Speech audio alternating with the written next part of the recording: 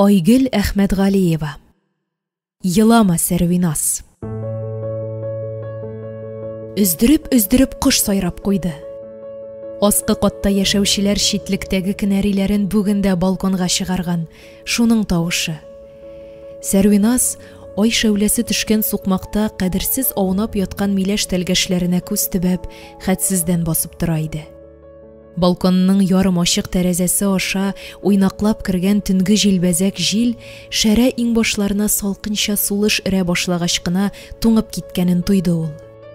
Беләсе иде, төн йокларыңны калдырып, кем хакында уйланасың икән?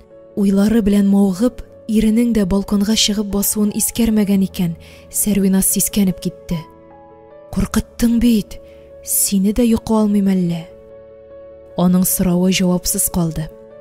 Җәүдәт беренче тапкыр күргәндәй хатынының җилкә буйлап таралган бөдрәләренә, бетмәс моңсулык яшеренгән шомырт күзләренә, бүген тотып кияүгә бирерлек кыз үстерсә дә зифалыгын, сыгылмалылыгын җуярга өлгермәгән сылу гәүдәсенә, кыска челтәр күлмәк аша учка сыйып бетәрдәй булып күренгән нәзек биленә текәлеп карап торды.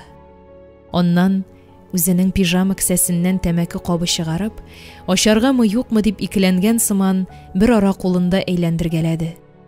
Тәрәзә янына килеп көйрәтеп җибәрде. Әйтерсең, алкаланып чыккан тәмәке төтененнән дә әһәмиятлерәк берни юк иде. Бик бирелеп шуны күзәтте. Бераздан Сәрвиназга борылмыйча гына: "Тартмыйсыңмы? Йөрәк янганчы тәмәке янсын диләр бит", дип куйды.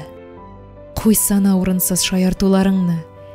Сәрвиназ сүзен дә әйтеп бетермәде, Җәүдәтнең көчле куллары ике иңбашыннан авырттырып кысып алды. Ир җанын үтәли күрергә теләгәндәй аның күзләренә текәлде. "Син мине бала-чагага, я булмаса бөтенләй ахмакка саныйсыңмы? Берни дә сизенми дип уйлыйсыңмы? Мәчеле тышканлы уйнарга 17 яшьлек чагыбыз түгел лабаса. Соңгы арада үзгәрдең син, бик үзгәрдең. Бәлки сәбәбен дә әйтерсең, ә?" "Я Ходай, менә ул мин көткән мизгел. Тик әзер түгел мин бу сөйләшүгә. Бераз гына сабыр итсәң иде, Җәүдәт.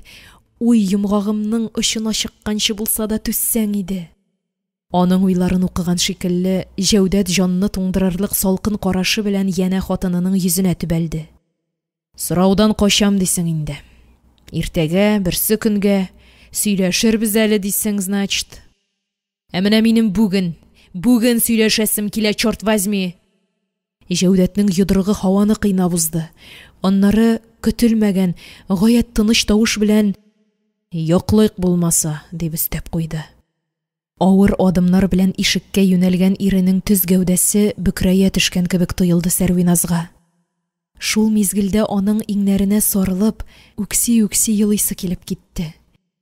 Ире артка борылып бер караса, шишмә ташып түгеләсе иде. Әмма Җәүдәт борылмады.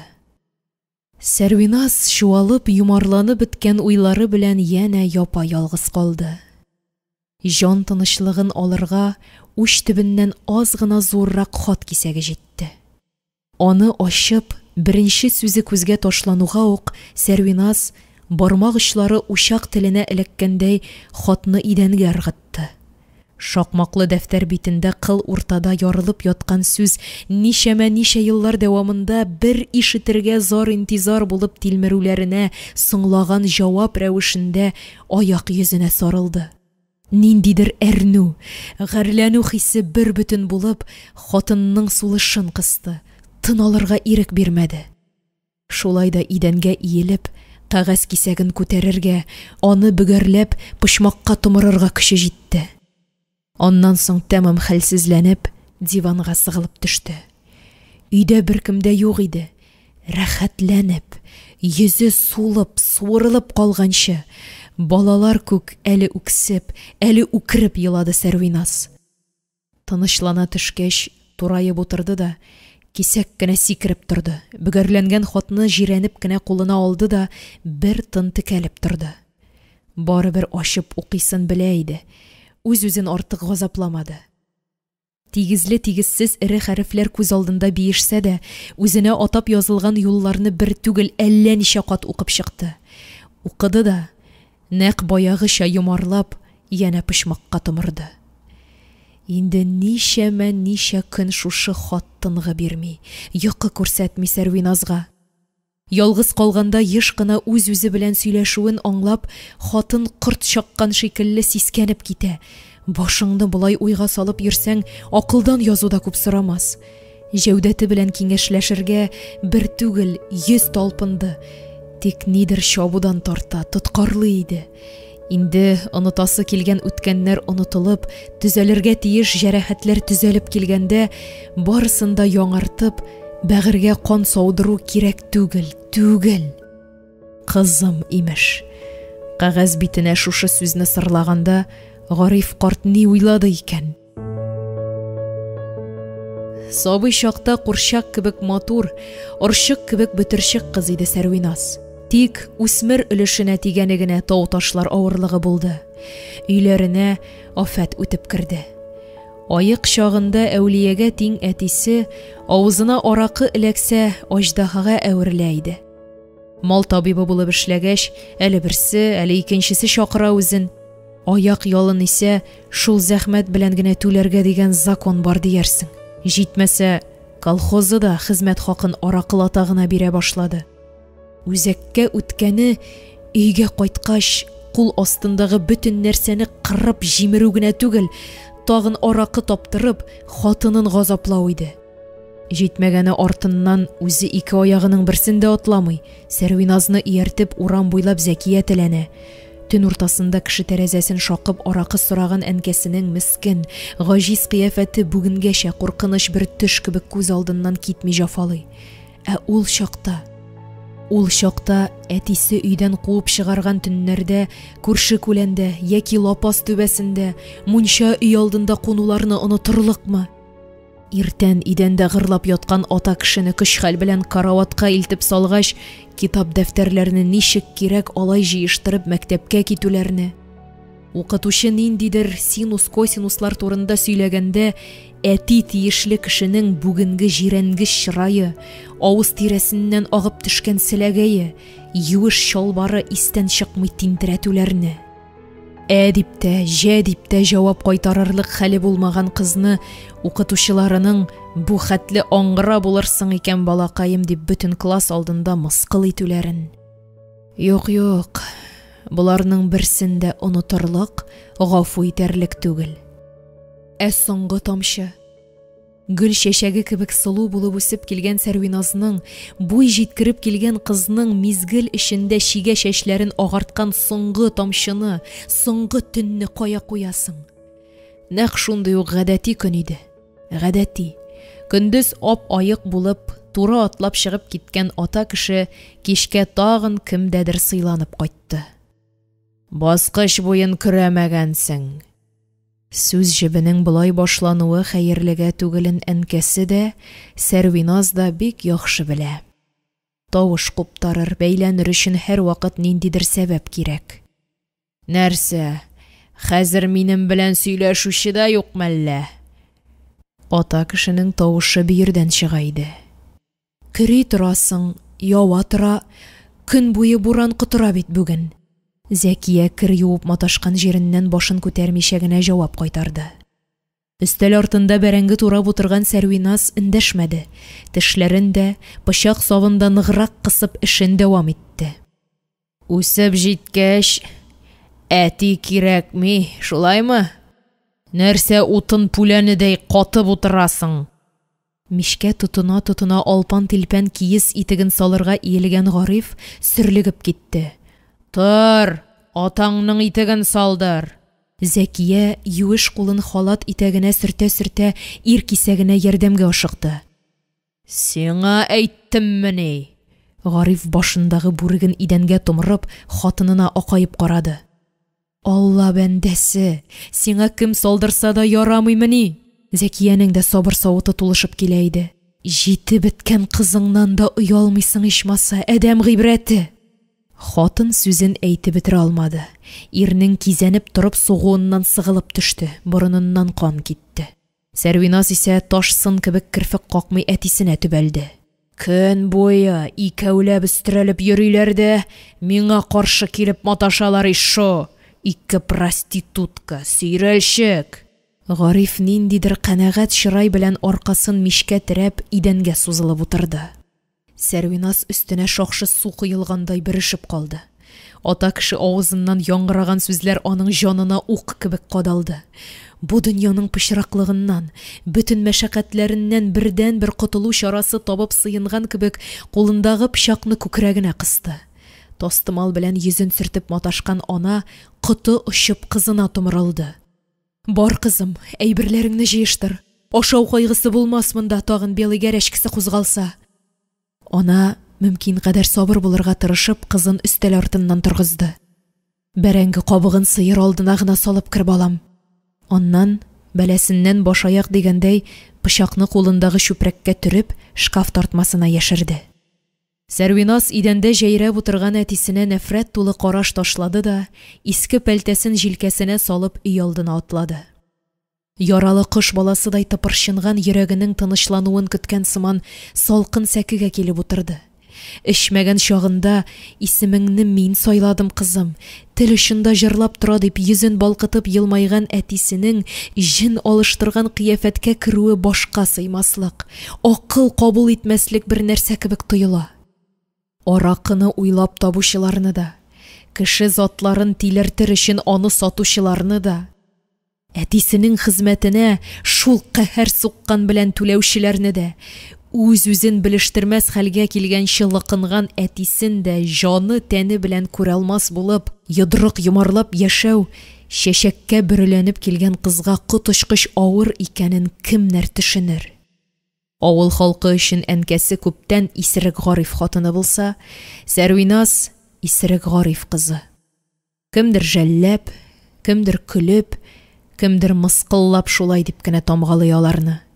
Сыйныфташ кызларының борынына күптән егетләр исе кереп, кич чыгып озатышып йөриләр. Сәрвиназ исә үзенең Исерек Гариф кызы икәнен бер генә минутка да оныта алмыйча, бар дөньядан читләшеп, күз яшьләрен эчкә йотып үз алдына яши.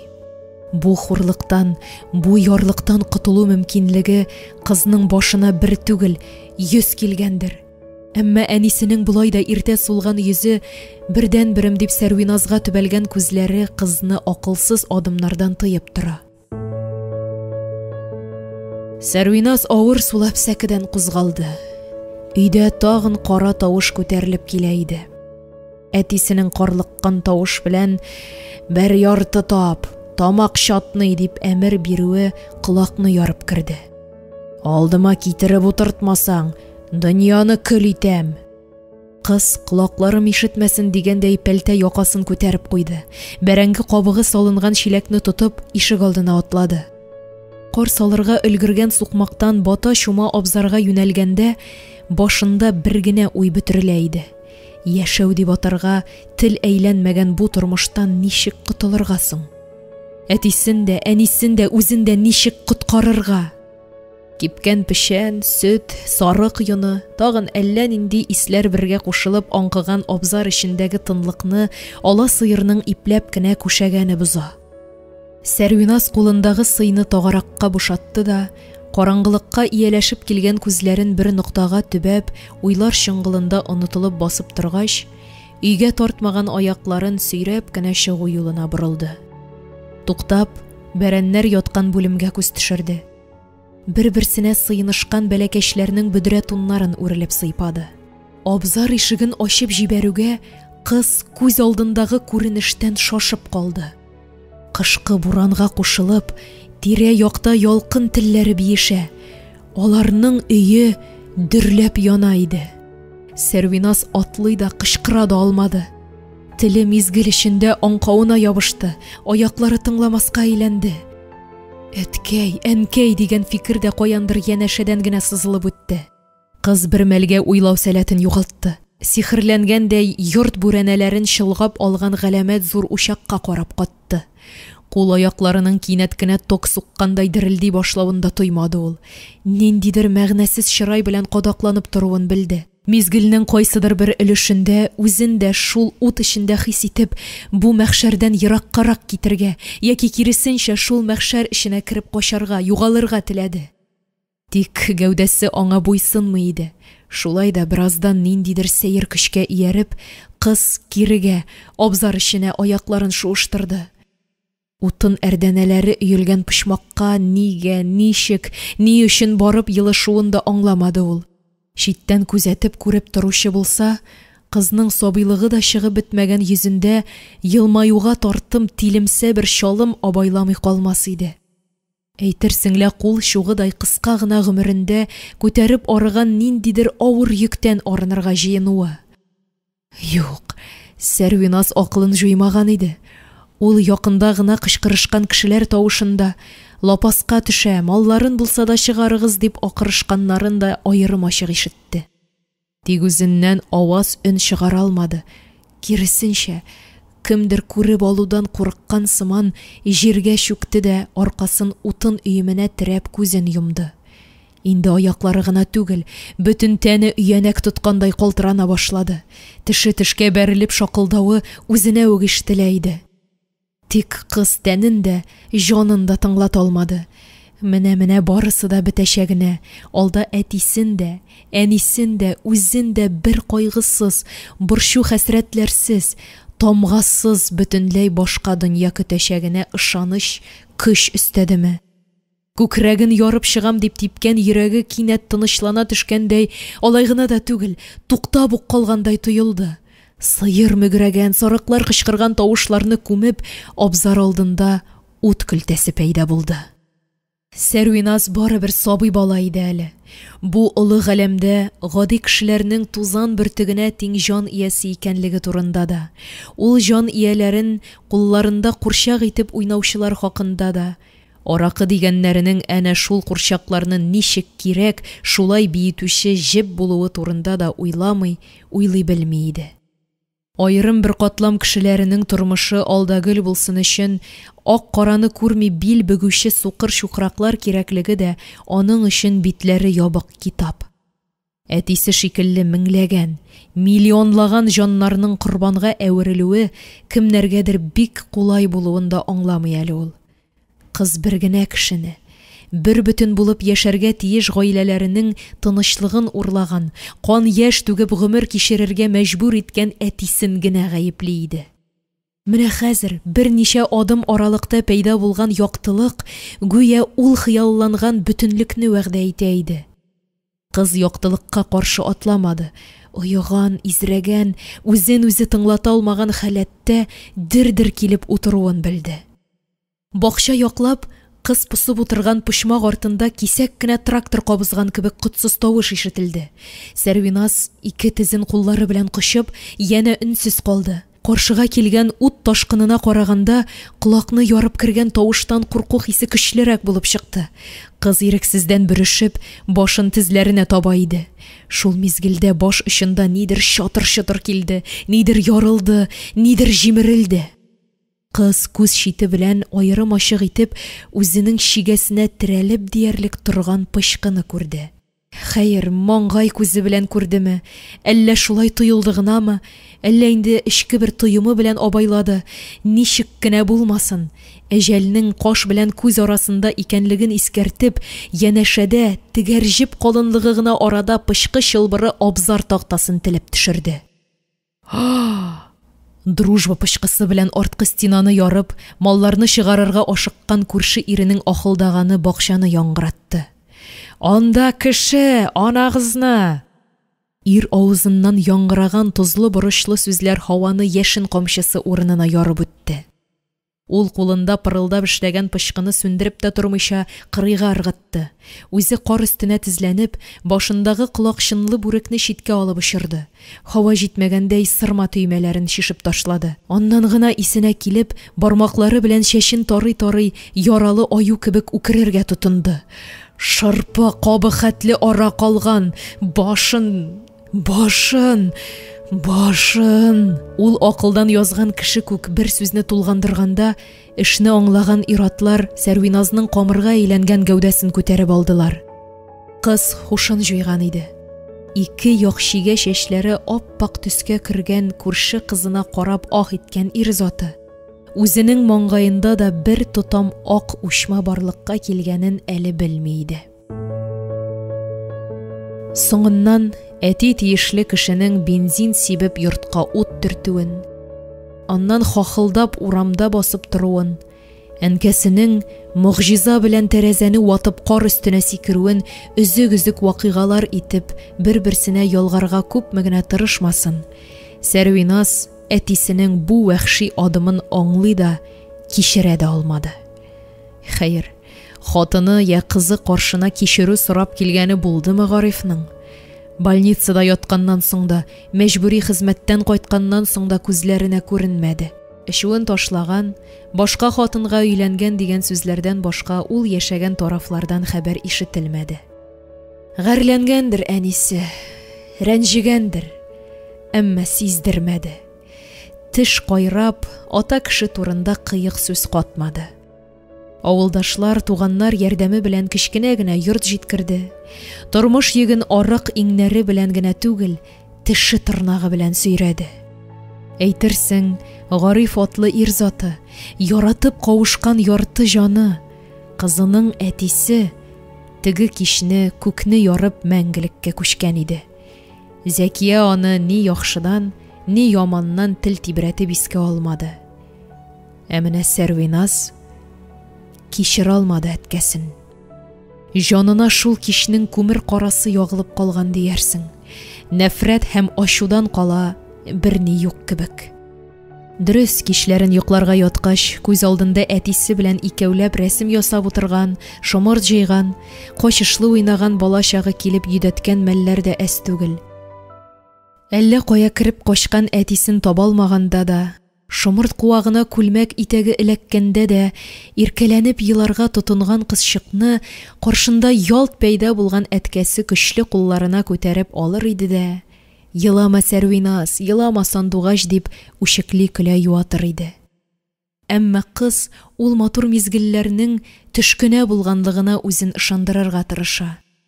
Ата кешенең башын кымга яшергән тәвә кышыдай үз-үзеннән качуы, бер генә тапкыр да хәл-әхвәл белешмәве, кызым дип күңел хакы өчен дә салмавы, көлгә әйләнгән дөньяны аякка бастырырга маташканда ярдәм кулы сузмавы, күңел түрендә баш калкытырга маташкан вак-төяк яктылыкны да күмеп китә иде.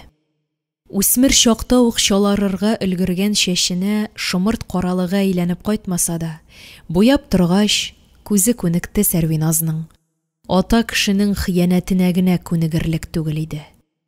Кызым дип язган иде Гариф карт. Кызым дип. Исенә төшкән. Кеше гомеренә тигән өлешне яшәп бетереп килгәндә, картлыгы ишек какканда исенә төшкән. Әллә ничә ел шикәр шире белән авырыйм. Былтыр уң, быел сул аягымны тиздән кистеләр. Карчыгым бүлнистә ташлап калдырды. Үги балалар минем турыда ишетергә дә теләми. Карар кешем юк. Картлар йортына булса да урнаштырсаң иде кызым дип язган ата кеше.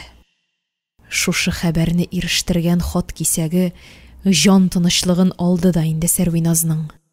Кәгазьне бөгәрләп ыргытса да, хәтер дигәннәрен юмарлап чүп савытына томыру мөмкин түгел шул. Ашый, корт урынына җанын кимерә, төн йокысын качыра иде кәгазьдәге юллар. Киңәш сорап кемнәрнең алдына йыгылсын.